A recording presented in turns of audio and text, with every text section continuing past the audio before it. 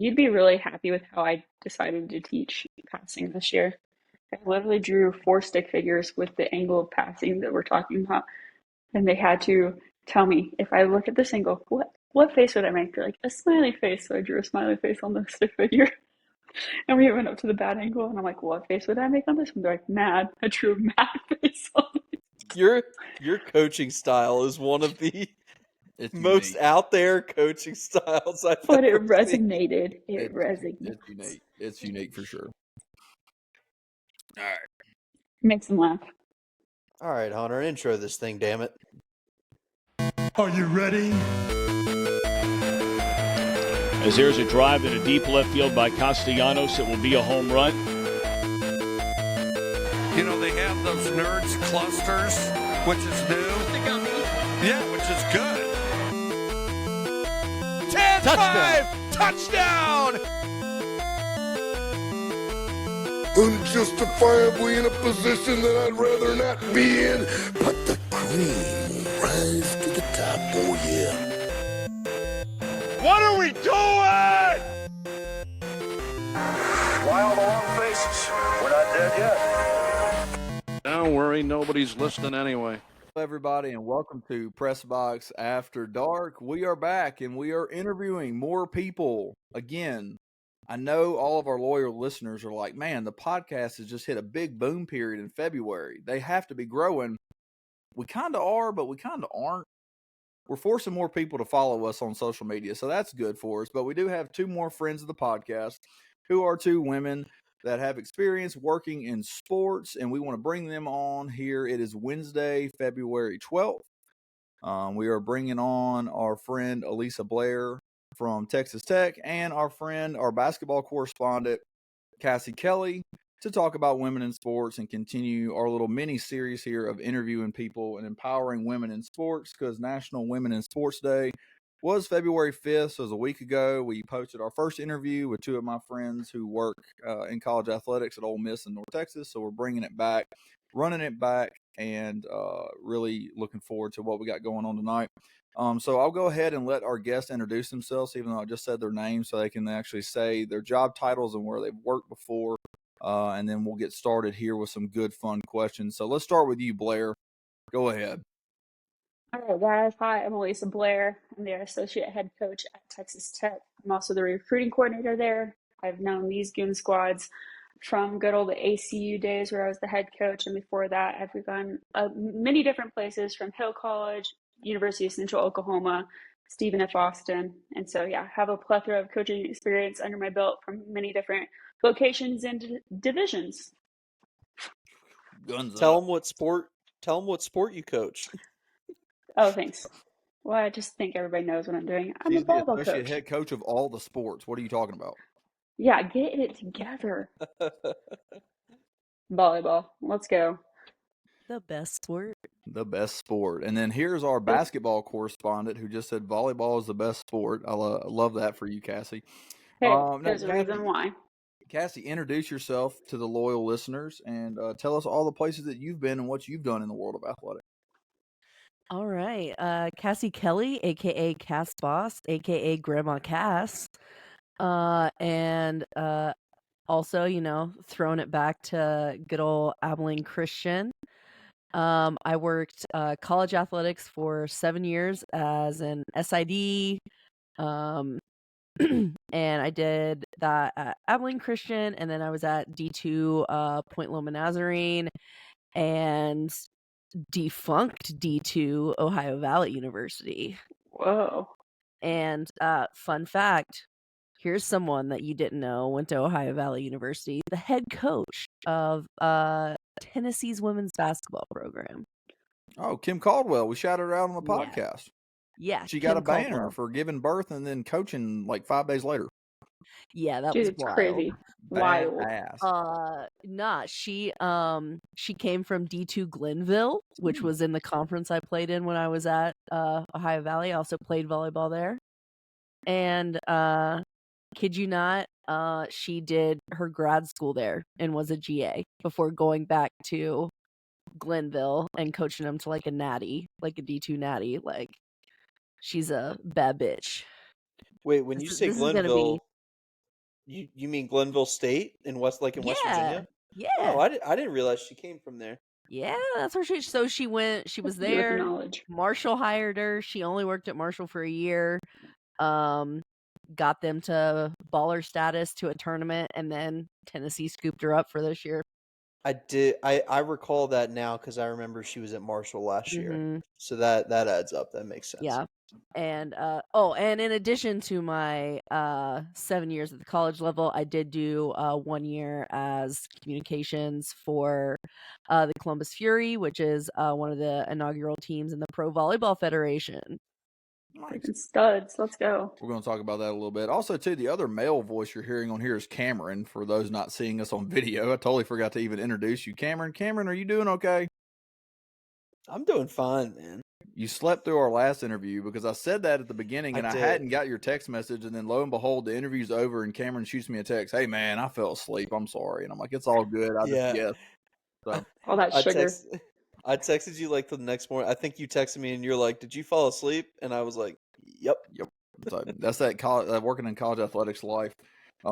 Having a tennis tournament and then, being just crashed out on your couch at like 9 p.m. when you get home. So I feel that. But no, we are Press Box After Dark. If it's 9. Yeah, as if it's 9. So, but we are Press Box After Dark. We are a group of 5 friends that all met at Abilene Christian University. Just shooting the shit in the press box, and we just all became really close, and then we've eventually got to this point where we're starting a podcast. We're bringing our friends on, trying to talk to people about working in college sports, what it's like, especially women in sports, especially with the day that we just had with Women in Sports Day, to just empower some people that come across this. But if you want to help us out, you want to help the account grow, you can follow us on Twitter at PressBoxAD. You can interact with us there. Shoot us a DM if you have any topics you want to talk about. If you're somebody that works in college athletics and you want to come on the podcast, we do not care. We will have anybody on that wants to come on and talk to us and chat with us. I'm loving these interviews things. I really enjoy it. It's really fun to let everybody else kind of tell their story a little bit. So I also feel like we talk too much, me and Cameron do. So it's good to hear other voices outside of just me and Cameron. So, but you can follow us on Twitter at PressBoxAD. All of our podcasts and all of our everything else that we're doing, blogs, everything else we got going on is on PressBoxAfterDark.com. You can find that in our Twitter bio. And then you can also follow us on Spotify and YouTube at PressBoxAfterDark. Give us a follow and a subscription on YouTube. We are trying to grow our numbers on YouTube to 100 by the end of the year. We are at 12. We've gotten 1 since our last interview. We got to get there. We got to get going. So hopefully Blair feels guilty by the end of this and she subscribes to our YouTube channel by the end of this interview. Because I made Cable do it. Subscribe to anybody. Yeah, I made Cable do it, and it's in the feed from the last interview that we did. So Spotify, YouTube, subscribe to us there. And we're also on Instagram and TikTok. TikTok at PressBoxAD if you want to see clips. Same thing on Instagram at PressBoxAfterDark. But these 2 ladies have already mentioned it. Cameron's mentioned it as well. And we say it, that university that just brought us all together. So I'll talk about our connection a little bit. I like there you go, the huddle up sign from Blair here. I love it. But all 4 of us were all working together at Abilene Christian University. Blair had just gotten hired as the head coach. I think, Cassie, how long have you been there before Blair got hired? Because me and Cameron were there about a year before Blair got hired. You got hired in 21? Mm-hmm. So I started in the fall. So I had been there for like 2.5 years. So I had 3 volleyball seasons under my belt. Nice. And Blair was number 4. Blair was number 4. Yep. So Blair got hired as the head volleyball coach at Abilene Christian. So we all got to work 1 full season together in the new Moody. That was fun. We told the story on our last full episode of the podcast of how our very first volleyball game, we didn't have a buzzer because they just hadn't hooked it up. So we had to use an air horn. Or an American flag. Yeah, or an American flag. It Yeah, needs that's one. funny. We forgot to mention that. They renovated our basketball facility and did not have a spot to hang the American flag. That is just incredible. Crazy. That's incredible. Wild. Absolutely incredible stuff. Hey, me and you interacted before ACU. We did. I was like, how did you read my mind? Because I was about to mention this. So Blair mentioned it in her intro there. I don't know if you guys caught it, but she also worked at another school that Abilene Christian was in the same conference in, and that was Stephen F. Austin. Very good volleyball program. Was coming into the Teague Center, beautiful Teague, to play to play a volleyball game my first year there. And I honestly don't even remember what brought it on. I think it was senior day. Was that what it was? I don't remember, but you had changed the freaking schedule. It was not the schedule that you had sent us prior. Yes. Okay. Yeah. So that's ringing a bell. So I believe so. If my memory serves me correct now that you've jogged it, it was senior day, and I send out a generic email to everybody that was coming in, and it had all the information, and it had basically our run of the mill timesheet for whatever our start time was.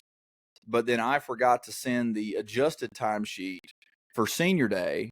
And so that messes up Blair's warm up It's off for by it's about 5 minutes off. cut 5 minutes off of their warm up time, and this blonde haired lady just absolutely dog cusses me because she's so mad. And then lo and behold, probably like what, maybe less than 6 months later, we're working together because you're the head coach. Yeah. Yeah. And really, reality is, I wasn't that mean. It's game day. Game day brings out a different emotion.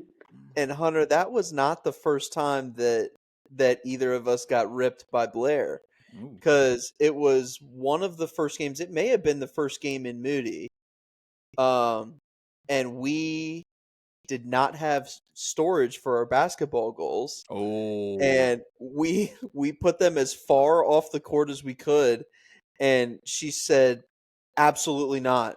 Those goals cannot be there." And Why? Because a girl could run into them. Yep. Yeah, safety. Well, And Come on. and we were just like, well, we don't know where to put them, and we figured it out. But we but did. yeah, I mean, we did figure it out. We did find a way. I did help put them up. Yeah, you did. Well, the funny thing is that I hope our listeners, we say Abilene Christian a lot. I really want you guys to go and do a Google search and go and look at Moody Coliseum, and look at when you watch ACU and you look at the hard cam, and you're watching a basketball game or a volleyball game, you'll see the court to the left. There's like these silver doors behind the goal to your left. That was supposed to be where our basketball goals were going to be stored. However, the people who renovated the building did not make a ramp.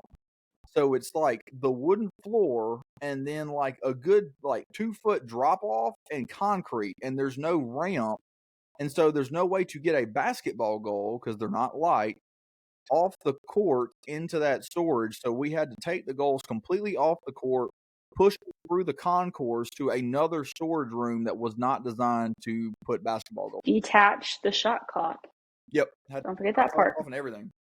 Because that we had to take the pin out of the shot clock and fold the shot clock down. Yep. 100%. And you know what? Even if we got a whole new set of goals, even if it was the kiddie goals, like 2 foot off the ground, wet napkin still could not make a basket. Yep. Nope. Could not. It was awful. It was terrible. But I mean, I got her autograph though. You did. You do. We need to have her on. Did you the save that? podcast. That's who we need. No. That the ratings would go through the roof if we got wet napkin on the podcast. So only if you got Theo Vaughn with it. Theo Vaughn and wet napkin. If we get Theo Vaughn on this podcast, then we're living good at that point. I feel like in an alternate universe, like her and Theo Vaughn are married. If anybody's going to listen to this podcast and get enjoyment, it's definitely going to be wet napkin. But no, we all had fun for our one season together at ACU, and then we all went our separate ways after that. And I really do enjoy that season. We had so much fun, from having to tape the lines on the court because the pre-made lines on the court weren't dark enough. Me and Blair had to literally tape the lines with a credit card, and me and her just freehanding it. That took hours. It was beautiful. It was beautiful. Straightest lines in all of West Texas. We did good work.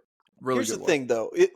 Don't give yourself too much credit. The lines were already on the court, Hunter. So you were tracing. No, we freehanded. All freehand. Me and Blair, we didn't even measure. We just knew instinctively where the lines were supposed to start and stop. We have some phenomenal footage of Cameron learning how to pepper, even if he did fall over a few times. That's true. Stop. That's true. That's out there. That footage is out there. You shouldn't fall over during pepper. Oh, he did. He did. He tried to hit it, and he hit the ultra boost, and then he ejected himself backwards. we were bumping, setting back and forth, and I was like, all right, I'm gonna swing at one, and I swung, and like all the momentum that I thought was gonna go into the ball, like came back, and I just fell on my back. The 3.6-ounce ball won the battle. Oh yeah, it was nice. Speaking of, our great times at ACU, Blair, do you remember our conversation when we first met? There's a lot of conversations we had, so I'm a little worried about this conversation. No, like literally the first time we met, like you were there and you were going around, and I said, so that would have been like what, January? It was December. Yeah, no, I got hired like. You got hired in December, Christmas but you Eve, were on, you were on campus. Like, so it was once we were back from like holidays. Okay, yeah, January. And so I met Blair in person, and the first thing I said was, "Hi, I'm Cassie. I'm your SID. I don't know how much help I'll be this spring. I have cancer." And I'm like, "Hey, it's all good, brother. It's gonna be good, brother. Hey, we're starting on this one loaded." Yeah. So it wouldn't be an ACU story if we didn't talk about how my cancer affected everyone, not just me. That's fair. That's a great interview. We did. Good job. Good Lord, it was great. But yeah, that was our very first conversation. I'll never forget it because I was just like, I don't know what to do. This is just some new person. By the way. Oh, hey, by the way, little tidbit I need to mention. No, I always do. I do have mad respect for Cass because, like, me and Cameron learned how to call stats for basketball. That's a learnable thing. Calling stats for volleyball is a God-given talent, and Cass has it, flawless, and is flawless at it. And I've watched her and I've listened to her, and it's a foreign language, and I have no clue. So shout out to Cass for being an unreal volleyball SID. No, for real. Probably one of the best. Also, too, last thing about ACU in our year together, I have to mention it because it was the coolest thing that we did when we were there. So if you guys don't know, when you're watching volleyball, their coaches can call for replays. And when they do that, they have this little green card that they're supposed to show to the referee and to the scores table to indicate that they would like to challenge a call. So before our very first game, which was an exhibition, Blair comes into our office and she goes, "Hey, where are the cards for replay?" And I was like, "Oh, we got them from last year." She says, "I have a request." I was like, "Okay, what? Like, how can you have a request for cards?" She goes, "I would like to make it an Uno reverse card. Can you make the replay cards Uno reverse cards?" And I was like, "Fuck yeah, I can do that in 2 seconds." Dude, it was the talking point. Yep. So me and Cameron, everybody loved them. Me and Cameron sit in the dungeon, our office at Moody, and we make these green and laminate them, these green Uno reverse cards. And every single coach that came in looked at that card, and they looked at it and they were like, "That's clever. That's really good. I like that." And, it was hilarious because, like, I don't know how many times the ESPN broadcast picked it up, but it's just funny. Like, if somebody's watching the broadcast and the coach is like super pissed, like, "Oh, that was no," and then they hold up this Uno reverse card, like, how ridiculous is this? Like, it was amazing, absolutely amazing. Dude, I forgot all about that. That was so funny. So guys, I'm gonna admit something to y'all. So Craig, for my 10-year anniversary gift, got me my favorite card of all time, and it's to cover up my credit card, but it's a draw 4. It's my physical credit card. Oh, that's so cool. My God. That's amazing. That's so awesome. anytime I pay for stuff like a waitress, like at a restaurant, I'm like, draw 4. See, no stacking. See, I feel like that would have been the perfect time for a reverse, because, like, the waiter comes to you, be like, "All right, here's the bill. Actually, sir, you're paying for my meal." Reverse. So we're at a restaurant, and this guy's like, "Oh!" He pulls out his wallet, and he has the reverse card version of it, and I was like, "We're supposed to be friends." Oh my gosh, that's wild. That's absolutely wild. No, but when we have more stories upon stories from our year together at ACU. Literally, in our year and a half of together time, like, we have way more stories than people make in like 4 to 5 years at a university. And I think that's why I love like, I love this podcast. I love the people that I met in college athletics. The people that I talk to the most on a daily basis are the people that I worked with, because when you're at these lower D1 levels, you just get put in a foxhole with people. I said it on our last interview, and I'm going to say it with everybody that we interview that works in college athletics, is that you get put in these situations and you are literally with your back up against the wall and you have to find help. And so you have to work together with these people, and you're working together with them so much that you build these bonds that are just forever. And you build these stories that are just always hilarious or fun, or just remember the good times, because it does get bad and there are some moments where it does suck, but at the end of the day, it's still rewarding and it's fun for what we did and what we're going to do in the future for all of us. And so it's really fun to sit back and look back on that, and then just consider you guys family, because I do for sure. But Cameron, what are you holding up a hand for right here? You don't want to be in the foxhole with us? I know.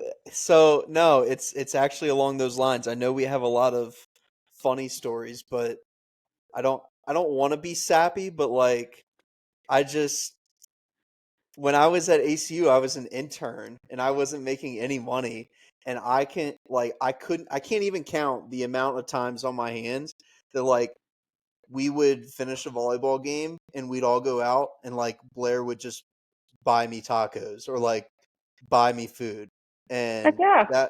that was just amazing. You gotta take care of your So people. Because, I mean, that's what we do. She was the head coach. She's getting paid millions, so that's what,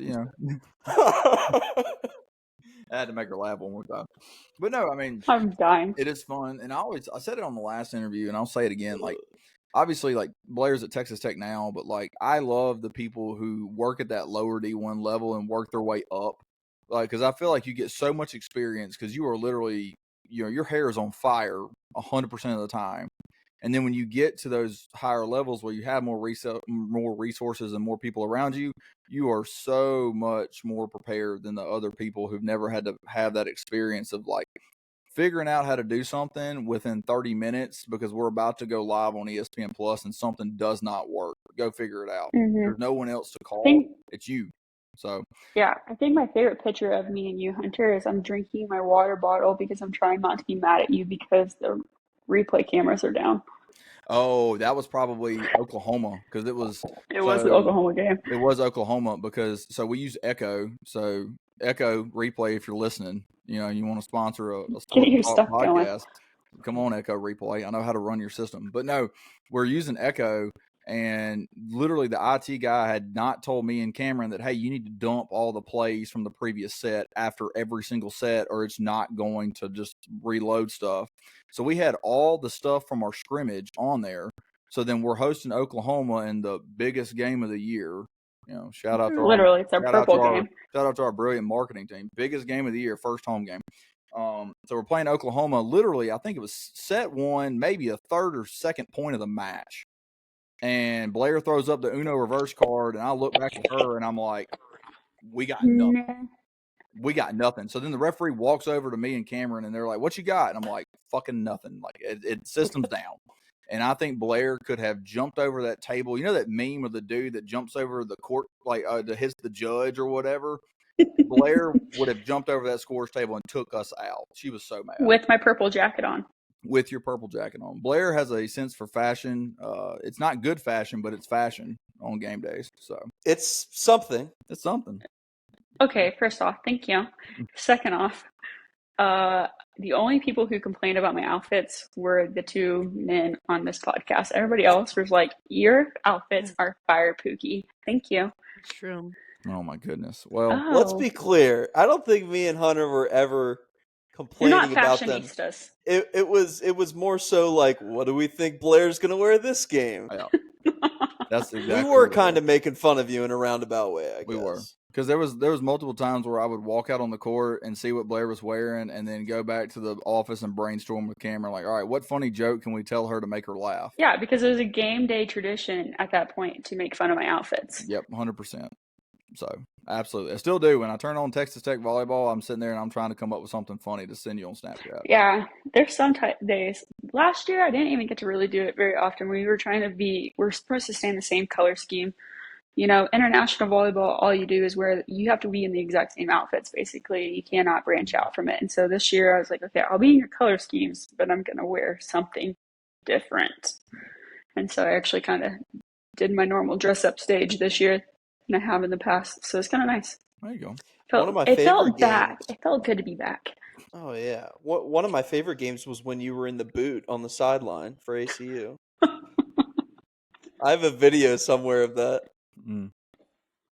Dude, the boots with the fur were really fire.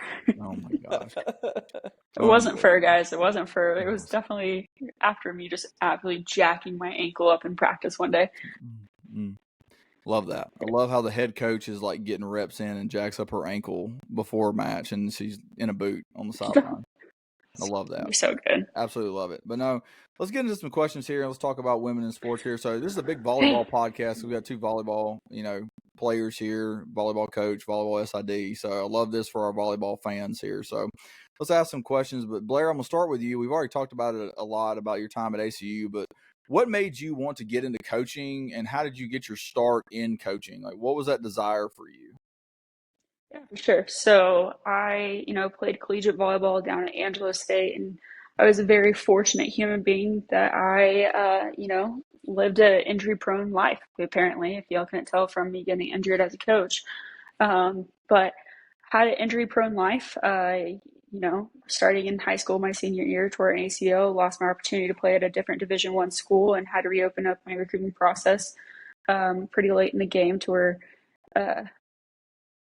I committed to go play at Angelo, and Chuck, took a risk on me. The head coach at Angelo is still the coach there, and got to play my first 2 seasons, and started getting a little bit more injury prone at the end of my sophomore season. And after that, just continued to, be injury prone with season ending injuries from ACL to ACL to finally one day I was like, I just can't do this anymore.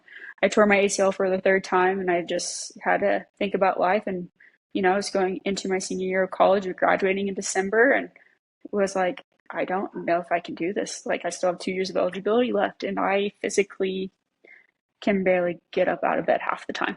And so I tried to go in his office and quit, and he told me no, that he wanted me to finish out this season with the team because I did more good for the team on the bench than I could ever do again on the floor, and that it would mean more to this program for me to stick around. And it kind of resonated with me because my whole identity was in sports. It was always and has been in sports. A lot of athletes deal with that. Once athletics is over, they don't really know what to do. And so, yeah, like I had to understand that my identity wasn't just an athlete, but it could still be in not necessarily my identity, but, my life could still be sports. And taking that step back and really being that person on the sideline that was looking at the game at a different level so I could help my teammates, like really opened my eyes to wanting to be a coach.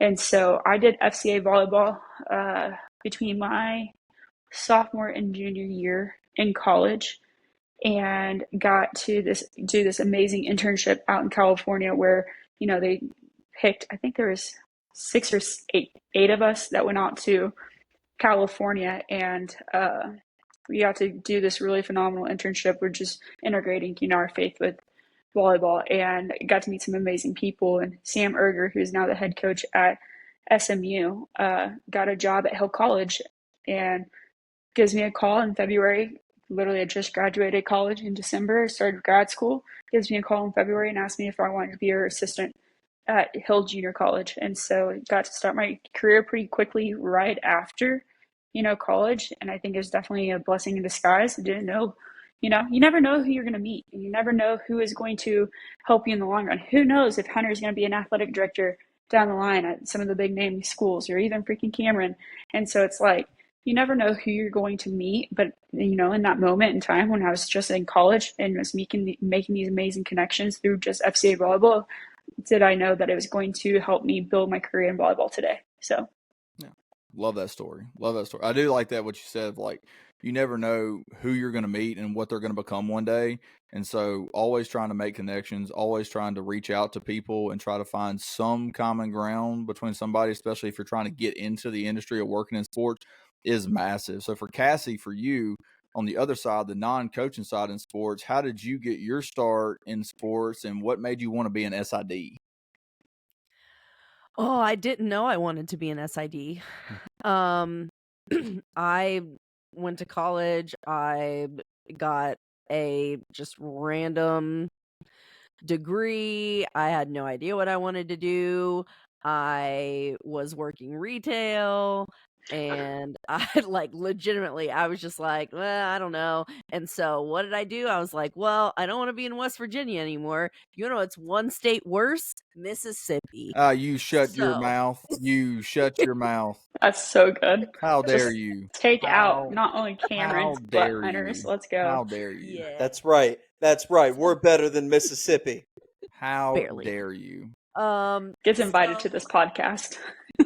I know. There goes any future invitations. No, but I was just looking for. I was an assistant manager at a Justice # little girls clothes, and Justice, little girls' clothes. If you're listening, yep, they don't really exist anymore except at Walmart. They're the perfect sponsor for us. Then exactly. So, I didn't want to be. My youngest sister was supposed to go to college where myself and my other 2 sisters went, and when she wasn't going there anymore, I was like, well, I don't want to stick around here. And so I was like, I always wanted to move far away from home, and I just applied to a bunch of different justices, to people that needed assistant managers, and Biloxi, Mississippi called. Oh, good old Biloxi. Oh yeah, no, had a blast there. That was a wonderful nearly 3 years that I spent there. And then, that time was up, and I was moving back to Ohio, and once again, I had no idea what the heck I wanted to do. And a girl that I went to high school with and went to college with was the SID at Ohio Valley, where I did my undergrad and played volleyball. She was getting another graduate assistant position because they just kept adding sports for no reason whatsoever. And so they were like, yeah, you can have another GA. And she was like, hey, come do this. She didn't, no one got to apply. She was just like, hey, you should come do this job. And when I thought about it and did it, they were like, okay, here you go. And it took about a month doing it to realize I was like, I love it. It was awesome. She again, the girl I was working for, she was very happy to hand me volleyball because she knew that I knew the game and enjoyed it. And so just very quickly I loved it. And but the only master's degree that OVU offered, because it was such a small school, was an education degree. And I was like, I'm gonna go find a school where I can get a sports management and get my experience. And that's how I ended up in San Diego at Point Loma. And then when that GA was finished, I ended up at ACU. So I tell people a lot of times, I really feel like I fell into it backwards, just stumbled into something that I had no idea what it was. Exactly, trust fall. Straight Literally.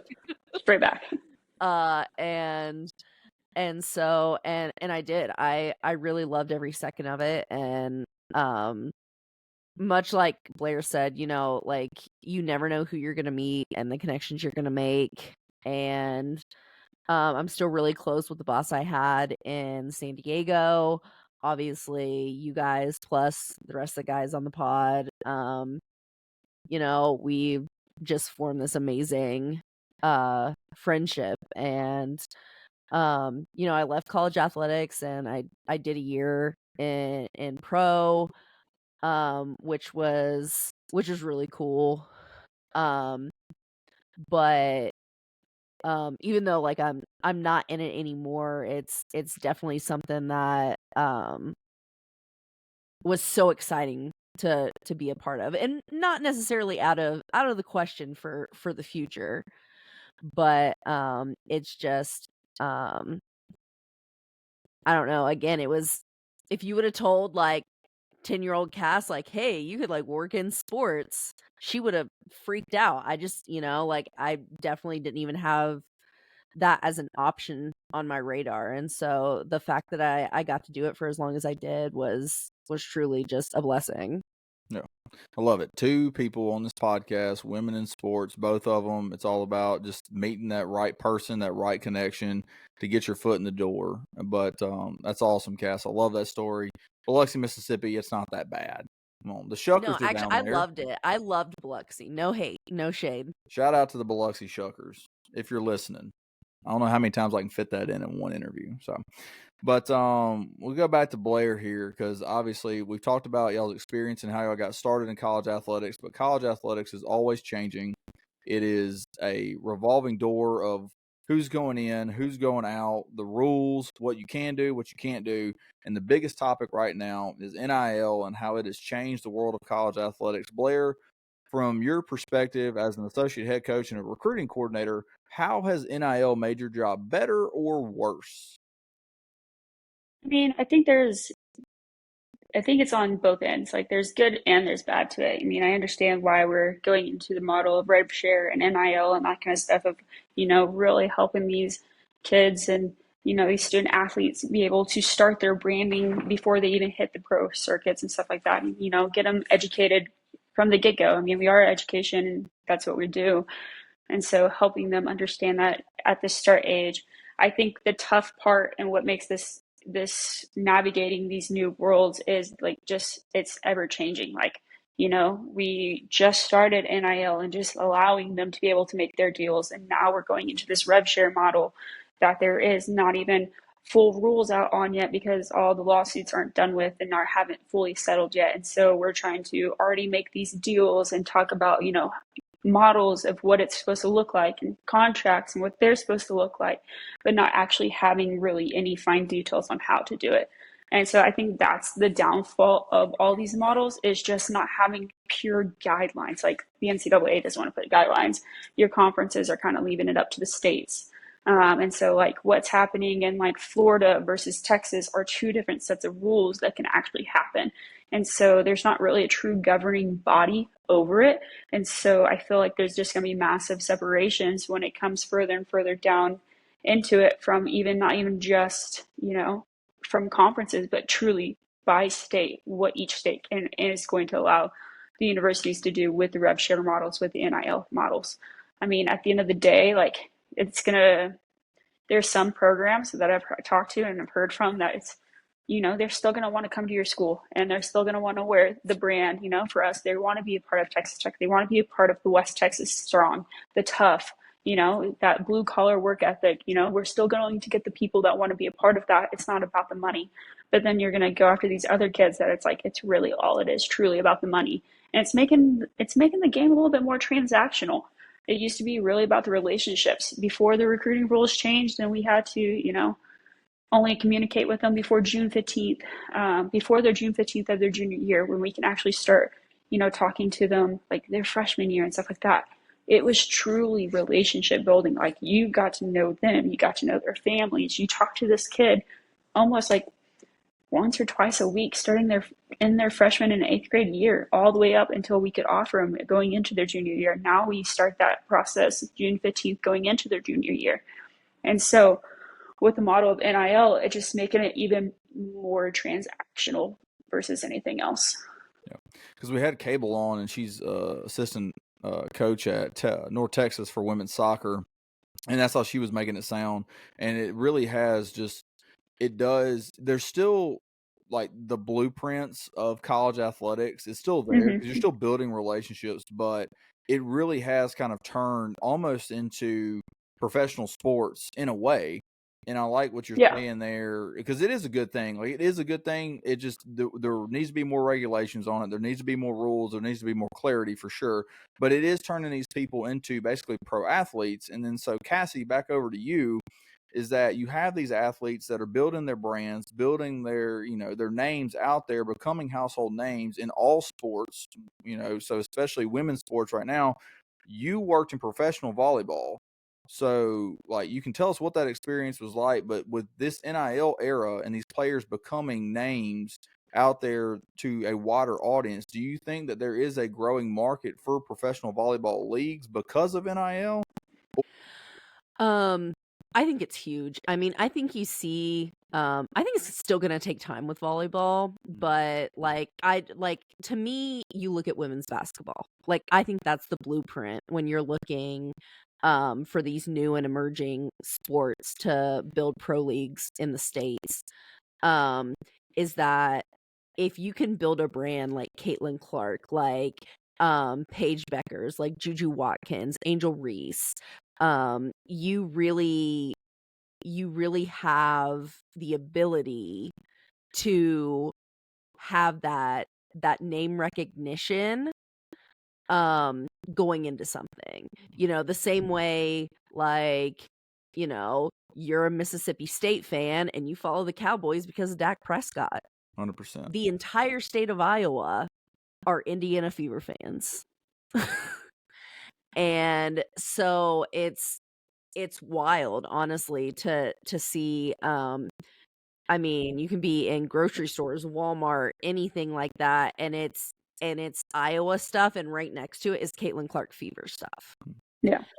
And so I think NIL, just for the amount of money that athletic departments are bringing in and the type of revenue they were getting, like I definitely have always been someone that's for, like, if a kid can go sign an autograph, I think they should go sign an autograph. And and if they want to get paid for that, I think that's fine.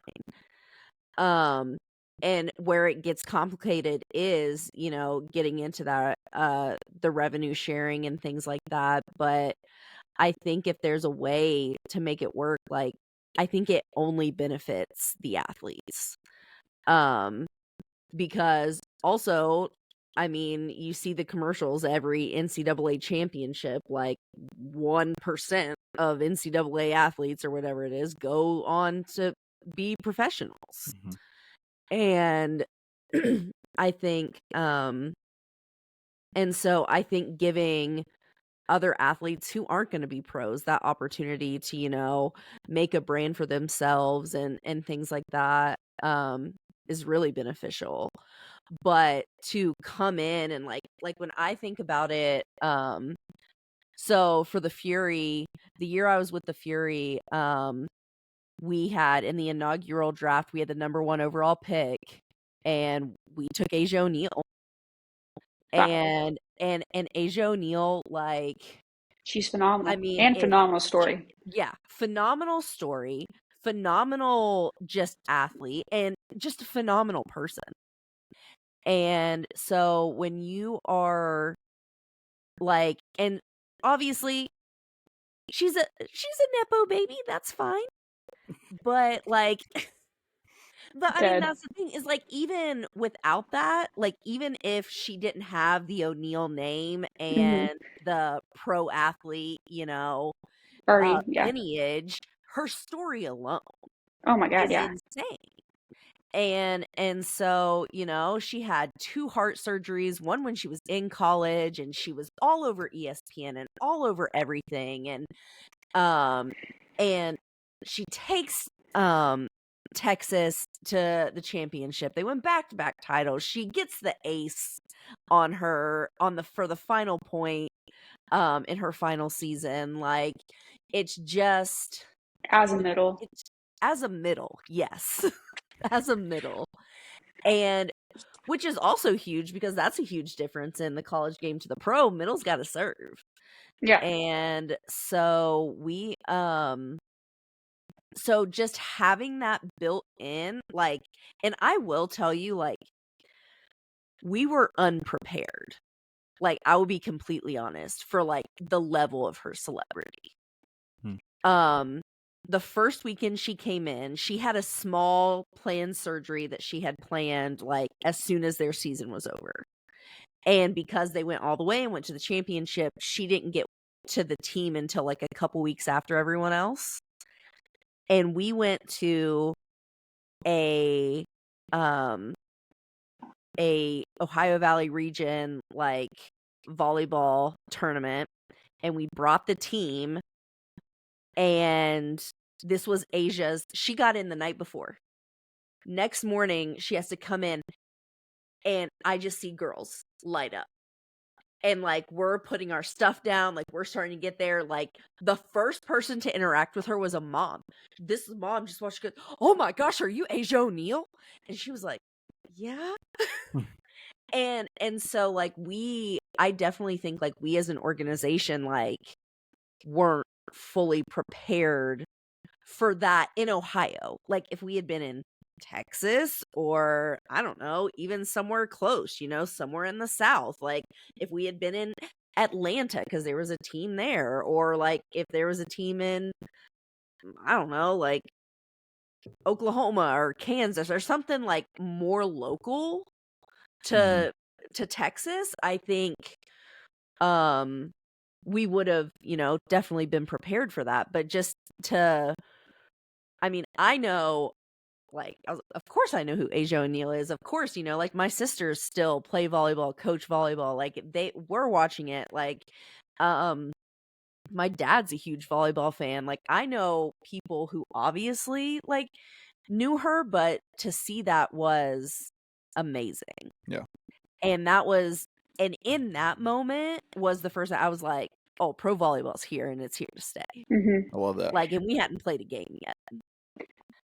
Yeah. Well, But I think that's also what social media has done for, like, the women's game as well. Because, like, if you would have gone, like, I don't even, not even 10 years ago, like, social media nowadays, like, it's easy to get your name, image, and likeness out there and get known as a player, the good, the bad, and the ugly. And I think that's the beauty and the badness of also social media, because, like, all your business is online. All your business is online. And so it's like, if they do it the right way, their image, and they can really sell themselves in the right way, like, they can build their brand so much quicker. yeah, and that you bring up a really good point. I was going to say, not even just with volleyball, and kind of to Cassie's point, like how the organization wasn't ready for it. As someone who still works in college athletics and works in events, and, like, having a responsibility for, the athletes that are coming in and them being secure, and them, not having bad interactions with fans and stuff like that. It's something that we've had to make note of, especially on the women's side in recent years, because of social media and because of how quickly a lot of, especially female athletes, can turn into, like, celebrities. And you have your Caitlin Clarks, you have your Livy Dunns, you have like, this week at Duke we have the Cavender twins from Miami. Like, it's so different now with NIL and with social media, and it's pretty cool, honestly. Like, it's pretty Yeah. cool to see these ladies be in the spotlight and be able to have special moment. Like, you hear all about, like, Cooper Flag at Duke, but how often do you hear about Juju at USC, or what's her name? It's Asia Wilson, right? Yes. Yeah. Yes. Like, now you're starting to hear those names way more often. And I think that's really cool, but it's presented challenges, at least for us. But I'm not sure how you guys see that through your lens. I mean, I think it's a good thing, and I think, like, that is something that I think I've seen, is because I remember when Cassie told us that she was going to work in pro volleyball, and it was a new league, and it's kind of like, in my head, initially, like, being somebody that grew up in a state where volleyball is just not a thing, in my head, I'm just like, okay, like, I can see some challenges there, but, like, can it work is my first question, because, like, I'm always looking out for my friends, and so it's like, okay, I'm excited for you, but also, like, I'm worried about you. And then you hear in these stories, you see the success, and you see how people are building their brands, and you're like, oh, okay, this makes a ton of sense, because you have these people who are coming and staying in college for 4 to 5 years now because of COVID. They build their own brands up to where they are a name, and then they just plug and play right into that pro system.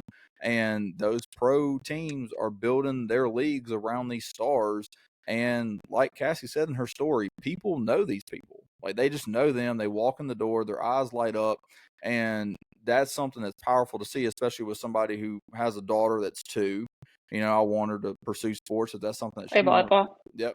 Maybe if Blair wants to play volleyball. I have a lot of people after her recruitment, but she's not athletic right now. We got to work on that. We're getting there. We're getting there. I But mean, she does take after you. Yeah, she does. But it is powerful to see that now, and I want to see where it continues to grow because she's going to be one of those little girls that sees, you know, somebody like the Columbus Fury walk into a volleyball tournament and her eyes are going to light up and she's going to say, Dad, like, I know who that is. And I know, like, where they go to school and I see what they do. And it's awesome. I want to do that one day. I think it's super powerful to see that. It's very awesome that we have these pro volleyball leagues popping up. It's really, really incredible what the WNBA has been able to do this past year. What's it called? The 3-on-3 league is Unrivaled. Unrivaled. That's what I want to call it. Unlimited, but it's not unlimited. It's unrivaled. Athletes Unlimited is definitely because there's a there's volleyball league. also there you go. Athletes Unlimited has volleyball, basketball, and they're starting a real softball league. Yes, like not I was gonna say not the point system one, right? Yeah, not the point point system. system. That one stinks. No. Well, hold on. I don't know what that is. Okay. But I thought The they point were system already. is volleyball and basketball. Because I thought they were already in softball because that's where They the were with the girl. point system. Yeah, no, there is one with a point system, and it's very weird. Kat tried to explain it to me one time, and you had all these stars, all these people that like, because my wife watches college softball religiously. She played it, she was great, and then obviously she watches it every time it's on TV. And you have all these stars, and they're playing in such a weird league. I'm just like, you have the star power. Just put the stars on teams in a small market, start there, and grow. Don't do these weird. Okay, well, Sis Bates had 3 putouts and she hit a double, so she gets 7 points. All right, but her team lost. That doesn't make any sense. Let the stars be stars. Just let them play softball. Same thing, and I think that's why these volleyball leagues are working. It's like you have the stars, you're putting them on teams in high markets or small markets where people can connect with these players. They're showing up to games, and it's working right now. So you got to start at the bottom and grow. So I think that's really good, Yeah. and I think it's the same thing you got to do with softball too. So it's good to know that they're doing that. Well, especially in the volleyball leagues, I think they're doing a really good job of where they're, putting the teams. Like they're putting them in high value markets, volleyball cities, like Columbus, Atlanta, Yeah, all these other places. Like there's Indianapolis. Indianapolis, did Las Vegas. Love. The Love League did Austin Omaha. and Atlanta. Omaha. There's 2 teams in Omaha. There's 2 teams in Atlanta. Love it.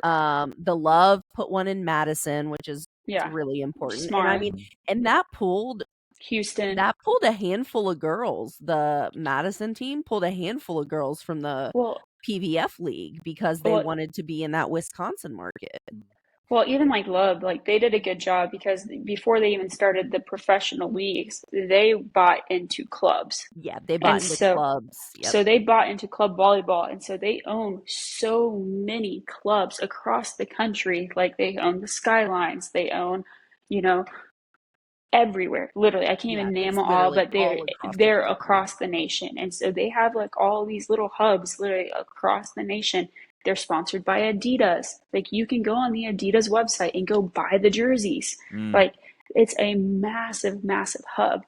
And so they did it the right way because like right now, before they build their facilities and that kind of stuff, they're practicing in those clubs. Like the Austin one is practicing in Austin Junior's volleyball club facility.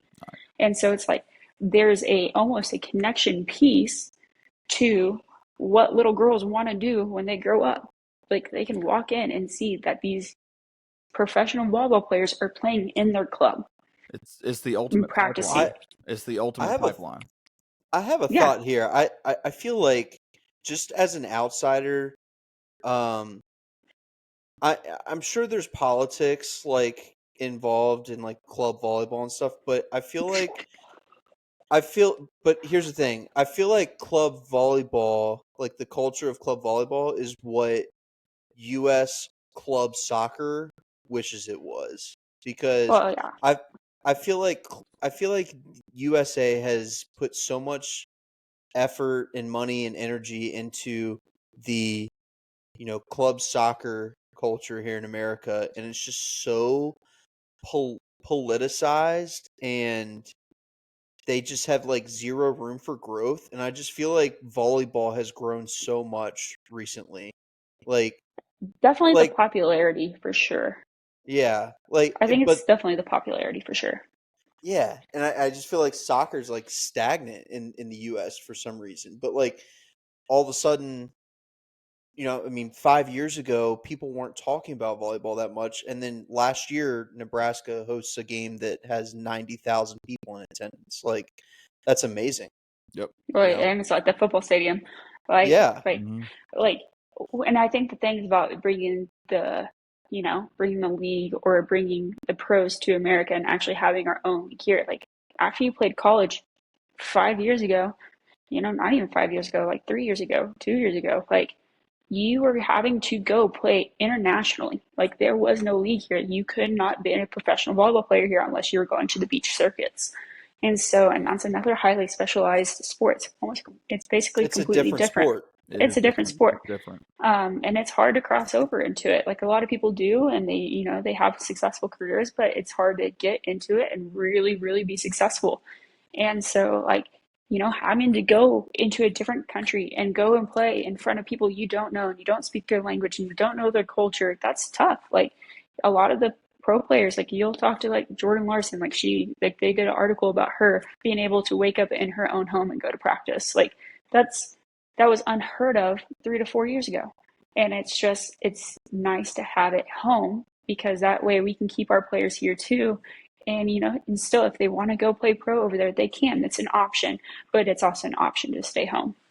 I think too, I'm like I I'm like what you're saying thinking there, because I think women's sports is like, it's kind of a weird statement to say, because I mean, obviously, like the growth of women's sports is always going in the right direction, I think, but this might be like one of the best times for women's sports, I Oh think, yeah, because 100%. I think like you've seen the huge pop in the WNBA, the huge pop in these pro volleyball leagues, softball starting to get their things together, because like you're mentioning, like, because like when Kat was coming out, like, when she was done playing softball, she was done. Like, unless you were going to try out for the Olympics, there really wasn't an option to go play pro softball. And so now that these girls have these options and that it is going and it's just growing and growing and growing and things are going in the right direction, I think it's awesome. I think it's a really good But spot to be in.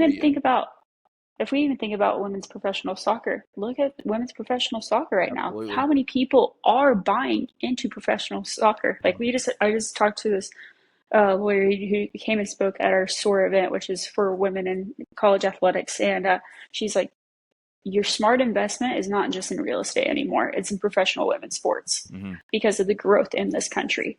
And it truly is. You see people buying into women's soccer. You see people, I mean, USA is trying to create their own, professional league now. They just bought freaking Omaha. And it's like, holy crap, Omaha Supernova is jumping leagues and they've only done one season. Like, what? Yeah. And but the amount yeah. of investment, the amount of millions of dollars people are investing into women's sports is phenomenal. It's insane. It's right in the right direction. People are wanting to watch it. People want to go to these women's soccer games. They want to go to the women's volleyball games. They're selling out crowds at all of them. And so it's a really good time to be in women's sports.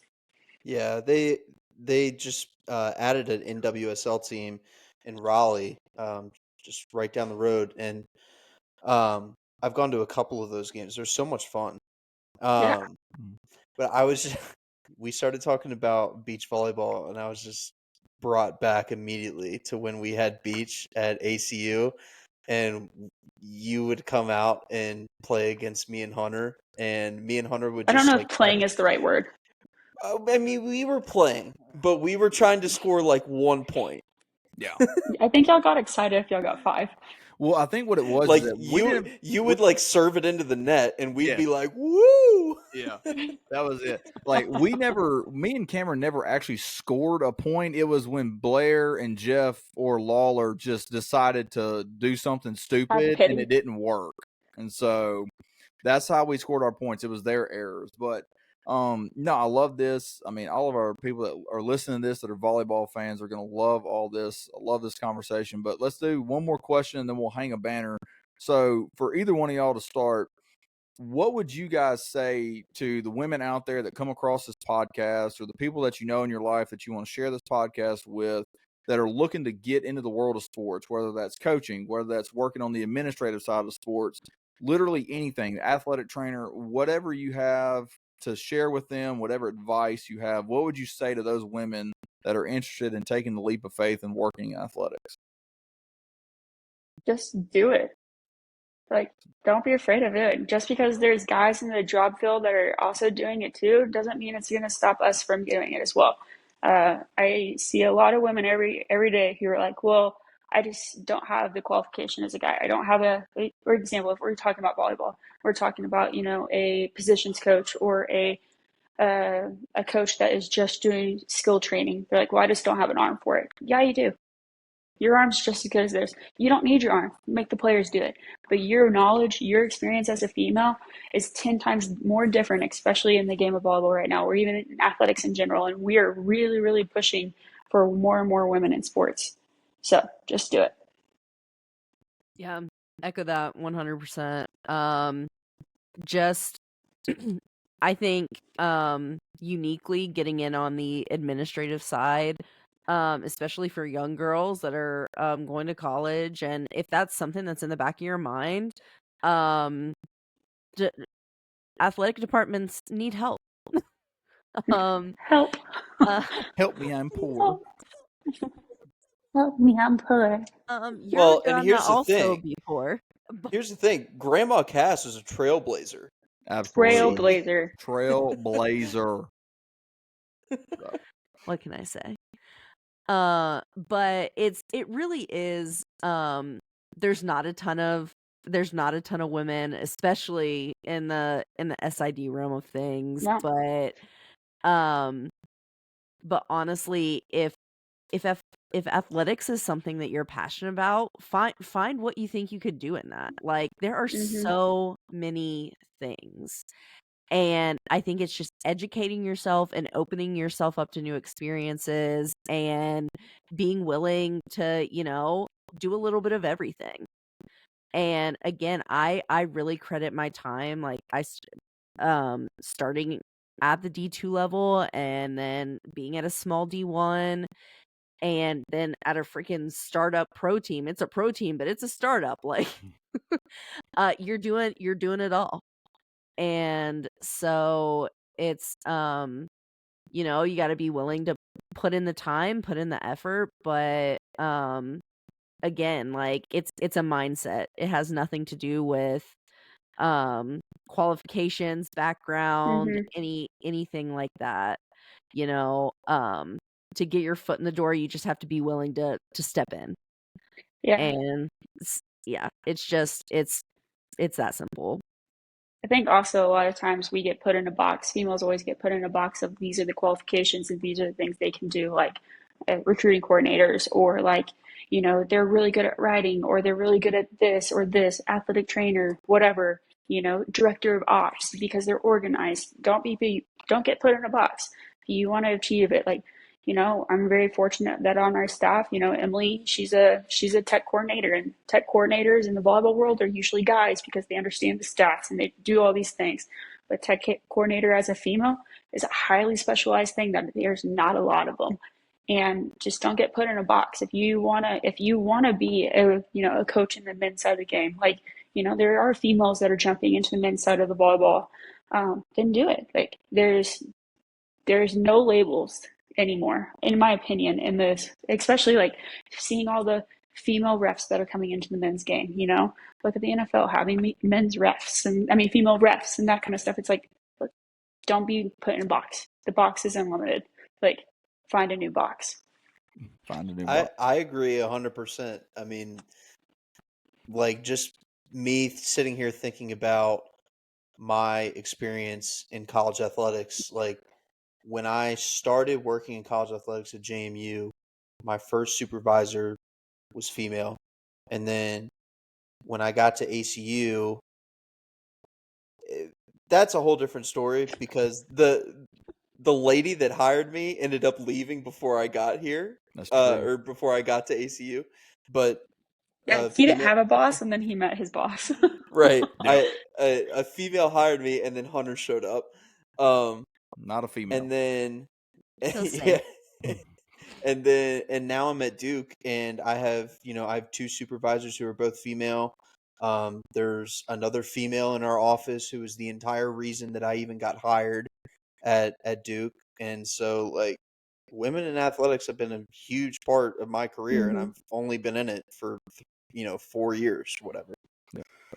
Oh. So experienced. So experienced. That's awesome. No, my favorite thing though, I said on our last interview that we did, and we were talking to two people that I worked with at Nichols, is that the people that I gravitated towards in college athletics when I was in that world is the doers and the people that just roll their sleeves up and just do it. They don't wait for somebody else to do the task. They're just people that just like, well, fuck it. If no one else wants to do it, I'll do it. Those are the people that I love, and those are the people I try to talk to every single day. These two women are for sure that. Cameron, if he is not having his appendix taken out, is for sure also Oh, a for doer. real. For real. But no, that's my advice to everybody out there that's listening to this is that, if you're wanting to get in sports, listen to these two women. Do it. And then if there's something that's not being done, just roll your sleeves up and go do it. Show everybody how it's done. Don't wait for anybody else to do that, because I promise you, if you wait, then somebody else is going to do it and then just step over you. So don't do that. Go be that person. Go be that girl. Go be whatever you want to be.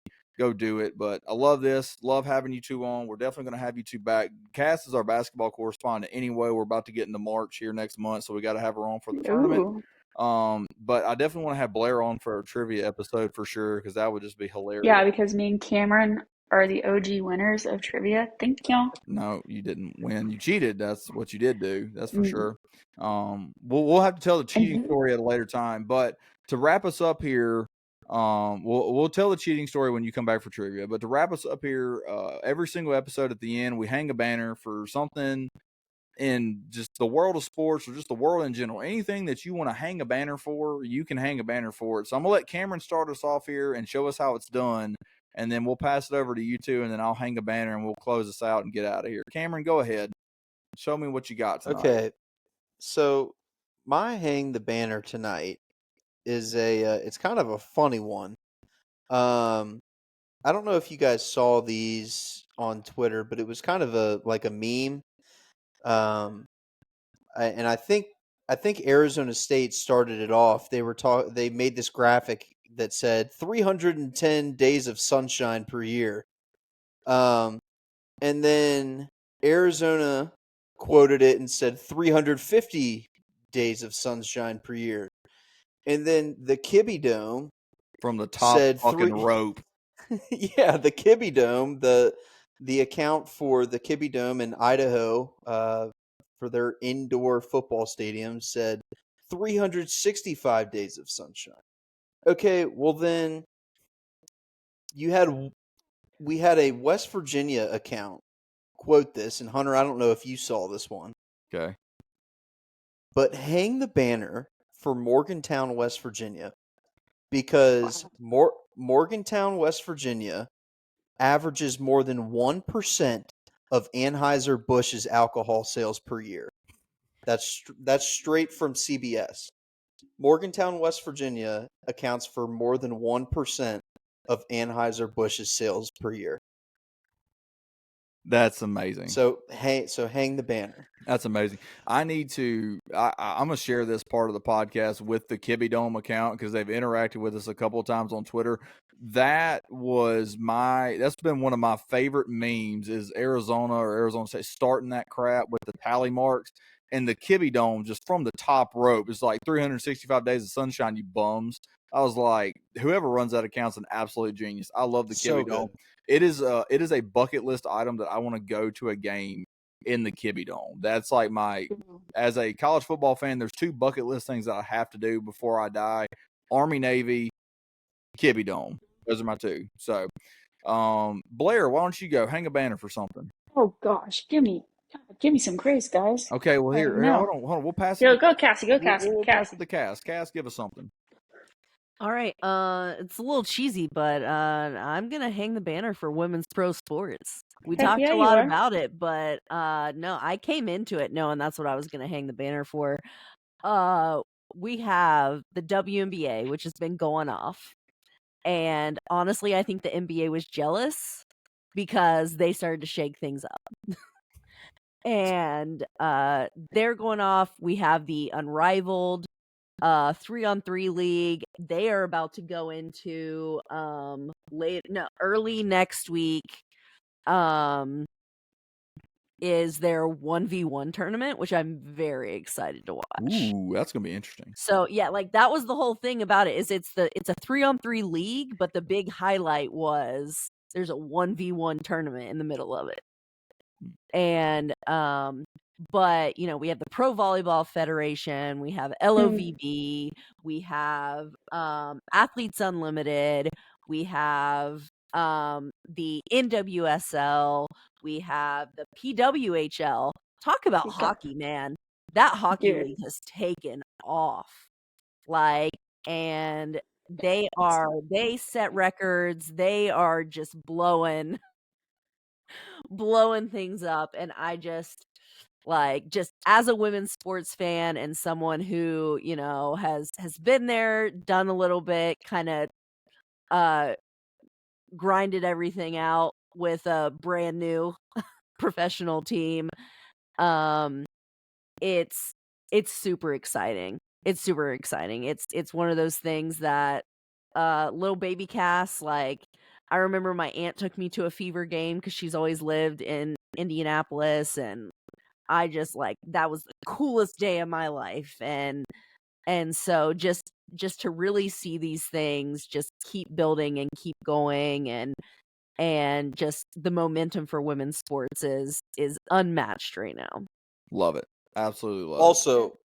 Also, shout out to Caitlin Clark for declining the invite to go compete against the men in the 3-point contest during the All-Star break. She doesn't need to. She doesn't need to do that. No, she don't need no man. My favorite response was make Steph Curry come to the WNBA one. Right. And I'm like, amen. Let's do it. What was her name that did it last year and almost beat Steph Curry? I can't remember who did it. Sabrina Ionescu. Yep. Oh, okay. Yeah. And then took the Liberty to the I like WNBA her shoe. She has a great shoe. Did you see Asia Wilson's shoe? I haven't seen it. No, I haven't seen that yet. It just came out. You should look it up. Okay. First of all, it's hot pink. You can see it for miles. I'm obsessed. It's a phenomenal shoe. She said a bunch of other colorways have come in. But I am very excited about that shoe. I might have to get a pair. Nice. Same old story time again. I could just picture right now if Blair was still at ACU, just blasting Chapel Roan in the middle of the of ACU and getting the weirdest looks. I can just see it now. Oh, 100%. Honestly. Oh, we would be doing that together. Yeah, 100%. 100%. Campfire style, guys. Let's go. Oh my gosh. Blair, hang a banner for something. Okay, I'm hanging a banner. I'm going to make a really sappy one, guys. Let's hang a banner for all the people that work in the background of athletics and college sports. For coaches, we kind of are the faces. Our athletes really seal the deal for us. They're the real reason why everybody comes. We kind of get to talk about them and, really face and be what they need to be. But then it's all the people in the background, like the people who tape the floors. It's the people who make the Uno reverse cards. It's the people who take the pictures and write the stories and call the games for us. You don't understand how much these people actually do to make our lives easy, even though we get pissed at them for the littlest things. And, just because the coaches get mad for, I don't know, locking the chairs at Nichols 4 seconds after the game is over, or yeah, we forgot to mention that one, Hunter. We did forget to mention that. People were stealing them. We had $0. That was our first meeting. Yeah, that was our first meeting. But we had $0, okay? And people were stealing our chairs. And so our athletic director was like, hey, as soon as the game's over, lock them up. Because people will take those chairs, sit down in them, and then before we know, they're gone. Yeah, but it is for the people who make our lives a little bit easier. Coaches don't want to get out and do that kind of stuff, and it's not the easiest job, and it's not the glorious job, but it's the job that needs to be done for the game day production to happen, for the games to happen, for the athletes to be seen. So let's hang a banner up for these kind of people. I love that. So far, we've interviewed 4 people here, and we have had a marketing person, an SID, and then 2 coaches. So that's awesome that we got both sides of it, the coaching side and like the administrative side, because it takes an absolute village of people to make it happen. And I hope that people are starting to hear this and see what we're all about as a podcast, as a group, and then see what all goes into it. Like, go to a sporting event, and then, like, if you listen to this podcast at all, start looking around at the people that aren't necessarily the players or the coaches that are busting their ass to make this thing happen so you can have an enjoyable time at a sporting event and want to come back and want to support whoever you're going to watch, whether it's volleyball, whether it's soccer, whether it's basketball, football, whatever. There are people out there busting their butts to make sure you have a good time. But I love y'all too. Especially like the cleaning crew. Gosh, dang. Think of the cleaning crew in every stadium. Like, Oh yeah, it's a lot. I love how y'all two did sappy ones, and me and Cameron are going to do stupid ones, because I have a stupid one as well, just to end it here. well, we have to put some. We need to put some flavor. We need can't some, just be all spice. Yeah, we need some sappiness there to get people hooked in. So here's the dumb stuff to keep people laughing. We're gonna go hang a banner. Cincinnati football. Okay. Here's why. Today they released they did their schedule release video. And obviously, like Cameron talked about Pitt and their fiasco on the last podcast that we did, hilarious. And we've seen a bunch of good ones. This was a great one, and it was great for just the funny reasons. So what they did is they picked random players on their football team, and they gave them basically an emoji puzzle to figure out who they were playing. And so, like, the first guy, I think they open up, is either the first or second game, they open up with Bowling Green. So it was a bowling ball emoji, a green dot, and then a falcon. And he was trying This guy was a dumbass. Yeah, he literally said Bowling Green Eagle, and then he couldn't figure it out. Oh, gosh. But the guy that I want to highlight the most is the guy that had their first bye week in week 4. The emojis were a sleeping emoji, a hand, and a home. Those 3 were the emojis. This poor guy, it took him literally 45 seconds to a minute to figure out that it was the bye week, which is incredible, because I'm pretty sure that the guys know the schedule. And so you had to know that there's a bye week early in the year, and he literally could not figure it out. And it was incredible, absolutely incredible. So good idea from the marketing team. It made content gold, because that poor guy is just going to be memed to hell and back, because he just couldn't figure out that week 4 is their bye week. So he's probably going to be locked in and ready to go on Monday that week, ready for team meetings, and no one's going to be there because it's their bye week. So that's going to be he needs the extra film. Team meetings. Team meetings. So honestly, you should hang a banner for his elementary school. Maybe so. Well, hey, he got into school at Cincinnati, so I don't know what their level of acceptance rate is. So he got in. I think it's a pretty good school, right, Cass? Maybe. I don't know. I truly don't know. I don't know. Well, they're not. He might be very good in the classroom. He's not good at figuring out emoji puzzles. So it was great. It was a good video. Good stuff from Cincinnati football. I like that. But we are going to wrap it up here. Really enjoyed our time, Blair and Cass. But we, again, are Pressbox After Dark. You can follow everything that we do on Twitter at PressboxAD. Give us a follow there if you want to just keep up with everything we're doing. In our Twitter bio is PressboxAfterDark.com. That is our website. You can catch all of our podcasts and blogs there. We write an MLB blog. We have a NFL blog. We have college football blogs all going on right now. Even though should make an NCAA volleyball blog, but whatever. Okay, Cass can get on that for us. Someone could do it. Somebody could do it. Somebody, I don't know who. Maybe somebody we're talking to. So, but check out all of our blogs there on PressboxAfterDark.com. You can listen to all of our podcasts, all of our interviews on Spotify and on YouTube. Subscribe and follow us on Spotify. Do it. Just do it. We're trying to grow. Just whenever you listen to this, if you made it this far, follow us. Just hit the button. Hit the subscribe button. It's not that hard. Anybody can do it. I know you can do it. So hit the subscribe button. Follow us on Spotify at Pressbox After Dark. And then you can catch us on TikTok at PressboxAD and on Instagram at Pressbox After Dark. You two ladies, where can people find you on social media? Just to follow you guys after they listen to you on the interview. We need to get them to follow y'all too. Where can they follow y'all at or see what y'all are doing right now? I'm on Twitter at Cass_boss_. That's the only one that matters. Hell yeah. That's the only one that matters. And then Blair? Nice. All right, you can follow me on Twitter and Instagram at Meredith11321. It's my maiden name. Thank you guys. Trying to stay hidden in this world, but not anymore. Not anymore. No, this podcast is Not going to make you anymore. famous. Prestige worldwide. Prestige I worldwide. have to say, I remember when you got hired at ACU, and like, I guess it was Cass wrote the press release or the tweet or whatever, and tagged you in the first post from the ACU Volleyball Twitter account, and I'm like, who the hell did we just hire at Meredith 13754? I'm like, did we just hire a burner account to be our head Heck coach? yeah. Absolutely. That's the best part. I've had that same screen name for like eternity. So why change it now? People know who I am. Okay. I love that. Don't change the stuff. Why do you It's like think having the same phone number since 8th grade. Why do you think we Don't have you change on that. the podcast? Like, we're trying to grow this thing. We're trying to get somebody famous on the podcast. It took us forever to get her on. Well, should have called someone else. Somebody else. No. So if you can remember all the numbers after Meredith, you can follow Blair on all of her social media accounts. 1, 3, 2, 1. That's also her PIN number for anybody trying to steal her account information. So, No, it's way better. Wait, 1, 2, 3, 4. Got it. Okay.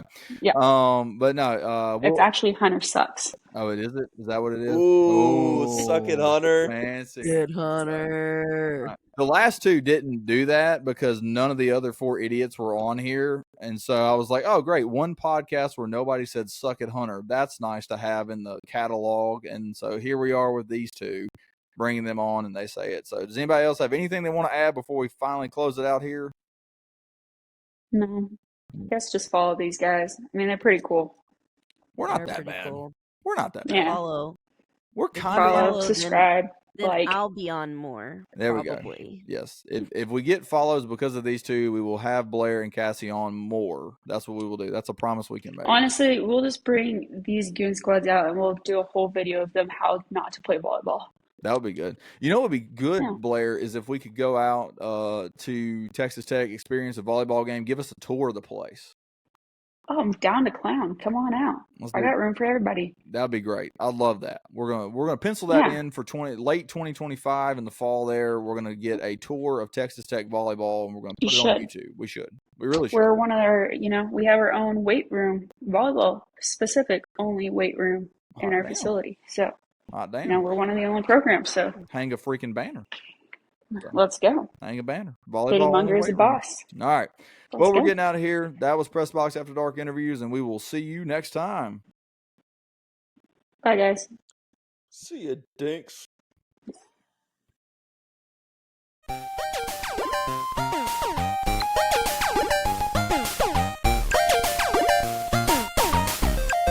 It's time for the sonic drive of the game. And perhaps as far as I'm concerned, the drive of the game may be our drive home from Starkville to Tupelo. You can't fire me! I got a contract! I'm Rance Wilder!